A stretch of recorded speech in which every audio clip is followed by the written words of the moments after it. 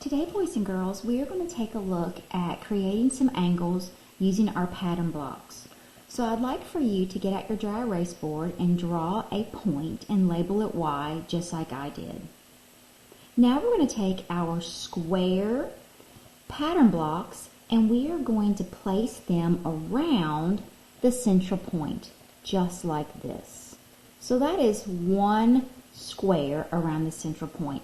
We're going to place as many squares as we can around that central point, just like this. We're going to fit them together just like puzzle pieces. How many right angles meet at the central point Y? That's right, there are 4. Let's trace one of our pattern blocks and see what we get. So we're going to trace this one side just like this.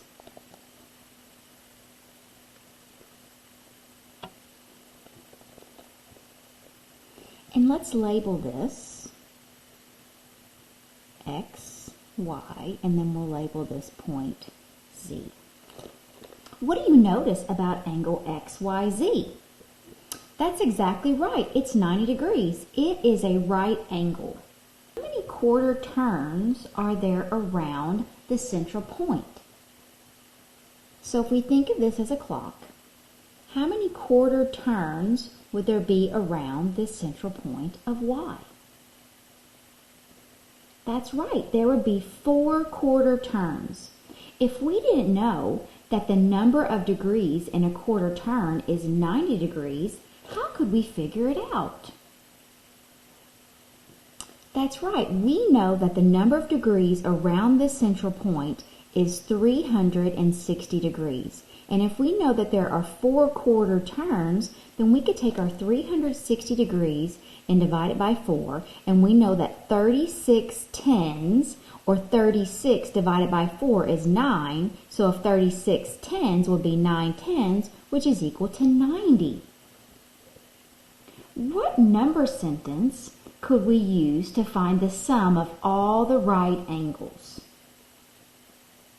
So if there are 4 of them, our number sentence would be 90 degrees plus 90 degrees plus 90 degrees plus 90 degrees, which is equal to 360 degrees.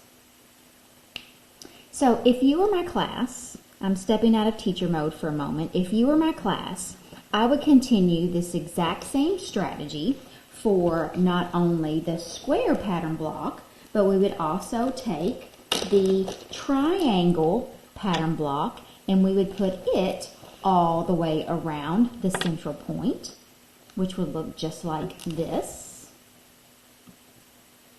And we would use that same strategy to determine that because there are 6 pattern blocks and there are 6 turns, then we can take our 360 degrees and divide it by 6, which is going to give us 60. So each of these angles has a value of 60 degrees.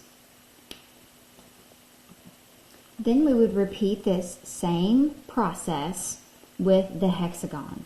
And we would notice that there are 3 turns or 3 angles that fit around our central point. So we would take 360 degrees divided by 3, which is equal to 180 degrees. So each of these angles would be 180 degrees.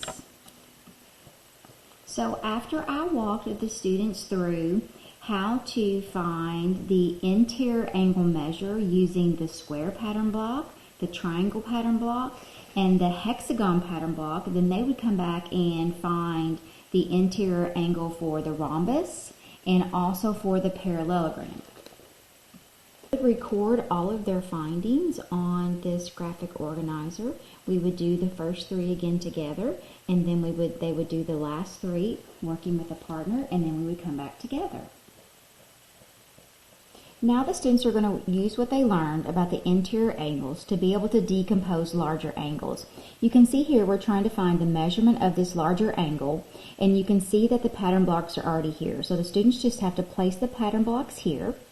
They already discovered on the front page that the measure of the square is 90 degrees, and the measure of the green triangle is 60 degrees, so that would be an angle measure of 150 degrees. The adjacent sentence would be 90 degrees plus 60 degrees, which equals 150 degrees. Then they would do the last two here on their own. Lastly, students are going to use 2 or more pattern blocks to figure out the measurements of the angles indicated by the arc. So for this portion, they're going to need to do some tinkering and do some problem solving and figure out which pattern blocks they can use to fill in these angles. So I love the way that this lesson uses a concrete manipulative for students, and it really makes angle measurement very concrete before we go into this more pictorial eventually when we start using just angle measures, which is very abstract for students.